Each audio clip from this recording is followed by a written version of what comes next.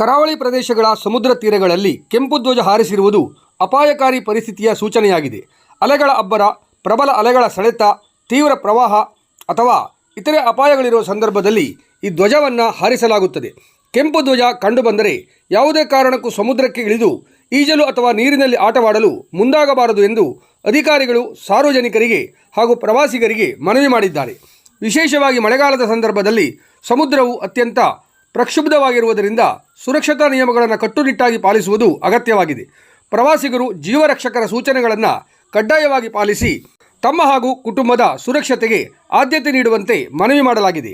Red colour ಬಾವುಟ ಹಾಕಿದ ನಂತರ ನೀವು ಯಾವುದೇ ಬೀಚಿಗಾಗಲಿ ನೀರಿಗಾಗಲಿ ಹೋಗಬಾರ್ದು. ದಯವಿಟ್ಟು ನಾನು ಕಾರವಾರದಿಂದ ಬೀಚಲ್ಲಿರುವ ಟೂರಿಸ್ಟ್ ಮಿತ್ರ ರಾಘವೇಂದ್ರ ಸಿಬ್ಬಂದಿ ಮಾತಾಡೋದು ನಿಮ್ಮ ಹತ್ರ.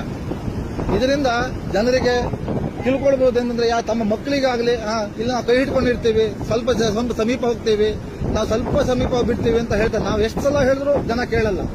ಯಾಕಂದ್ರೆ ಕಡ್ಲು ಒಂದೇ ತರ ಇರಲ್ಲ. ನೋಡಿ ಕಡ್ಲು ಯಾವ ರೀತಿ ಬರ್ತಾ ಇದೆ, ಯಾವ ರೀತಿ ಕೊಚ್ಕೊಂಡು ಹೋಗ್ತದೆ ಜನರಿಗೆ. ಒಂದೊಂದ್ಸಲ ಕಡ್ಲು ಹಿಂದಿಂದ ಬರ್ತದೆ, ಜನ ಅಲ್ಲಿ ಹೋಗಿ ನಿಂತ್ಕೊಳ್ತಾರೆ. ಒಂದೇ ಸಲ ಕಡ್ಲು ಮೇಲ್ಗಡೆನೆ ಬರ್ತದೆ, ಅವಾಗ ಕೊಚ್ಕೊಂಡು ಹೋಗ್ಬಿಡ್ತಾರೆ. ಕೆಳಗಿಂದ ರಿಪ್ ಕರೆಂಟ್ ಇರುತ್ತೆ ಸಮುದ್ರಕ್ಕೆ. ಯಾವೊಬ್ಬ ಫಿಶರ್ ಮ್ಯಾನ್ ಸುದ್ದ ನೀರಿಗೆ ಹೋಗಲ್ಲ ಈ ಟೈಮಿಗೆ.